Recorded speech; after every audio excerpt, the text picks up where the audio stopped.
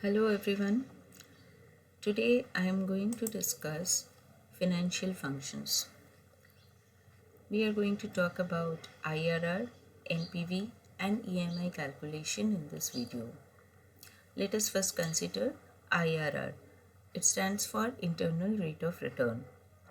Suppose we get few project proposals and we want to know that which project proposal is more beneficial to us. Let us assume there are three project proposals A, B and C we have received. Suppose project proposal A demands that if at present we invest say 10 lakh rupees,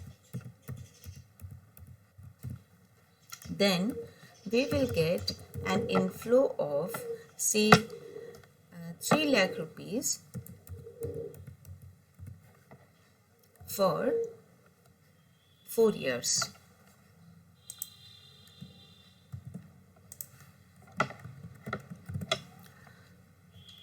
The outflow of the money has to be represented with a minus sign, and inflow we can write as a normal positive numbers. Similarly, let us consider project proposal B informs that if we invest 5 lakh rupees today, then we will be getting say 2 lakh rupees for coming 3 years.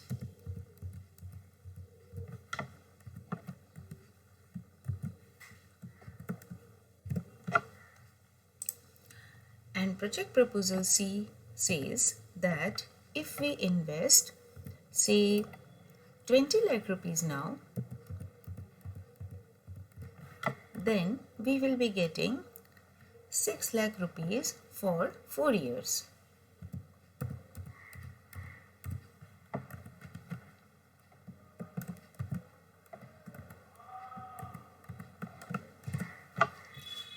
So now we want to know that which project proposal is more beneficial to us. Of course, there are many more factors that needs to be considered before investing into any proposal like this. But internal rate of return is one of the very important factor that needs to be considered. In order to calculate internal rate of return, we need to use the function IRR. So let us write the function is equal to IRR. The function is very simple to use. We just need to select the range of the values which includes the outflow as well as inflow. Make sure that outflow is written with a negative sign. So I selected the values including outflow and inflow together and we get the value. Similarly, for the other project proposals also we can repeat the same process, and when we use it we get the internal rate of return for all these projects. Now here apparently project A and C are giving the same returns, that is 8%, and project proposal B is giving 10%. This rate of return also includes some decimal points. So let us see that among A and C whether there is any minor difference or not. So we can select this and just increase the decimal portion so we get the exact rate. So here we see that in fact project proposal A and C both are returning exactly the same value, but project proposal B is giving us higher returns, that is 9.7. So this says that project proposal B is more beneficial to us. Now coming to the next function, NPV, net present value. This function is used to find out that how much we need to invest today if we have a specific requirement of constant inflow for the coming years at the current market rate. So let us assume the current market rate of interest is say 12%, and the inflow that we require for the coming time is say say 2 lakh rupees for 6 years.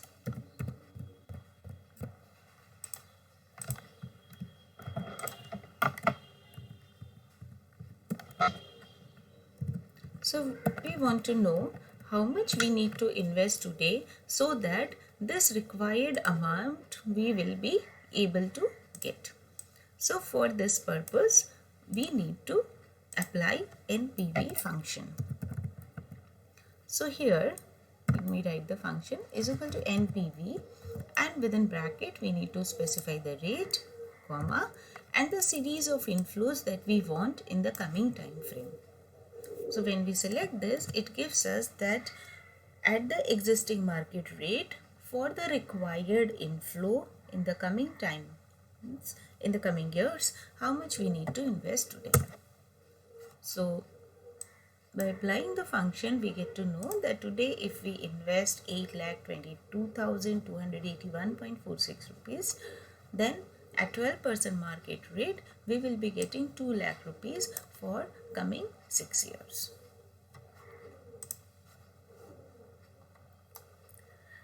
For EMI calculation, we use PMT function if we want to pay the fixed EMI, that is the rate is fixed, the principal amount and the interest, that total that we pay, that is also fixed over there. So let us consider a loan amount of say rupees 15 lakhs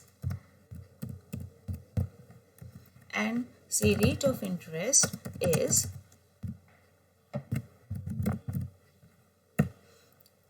say 14%, and the term of payment or the loan period is say 10 years. So for this we want to know how much EMI we need to pay. Now in this case we need to understand that this rate of interest is annual and also the term of loan is mentioned in years. EMI is for monthly payment. So that is why when we apply the PMT function here, we have to convert the rate of interest and also the term of loan into monthly scale. So let us write the function is equal to PMT. Now the first parameter is rate of interest. So I select this cell and then I need to divide it by 12 to get the monthly rate of interest applicable for the loan. NPER means the number of payments for the loan. As we are making monthly payment, so we need to multiply the number of years with 12 to get the total number of payments that we have to make. And then we choose PV, that is a present value or the loan amount, to calculate the EMI.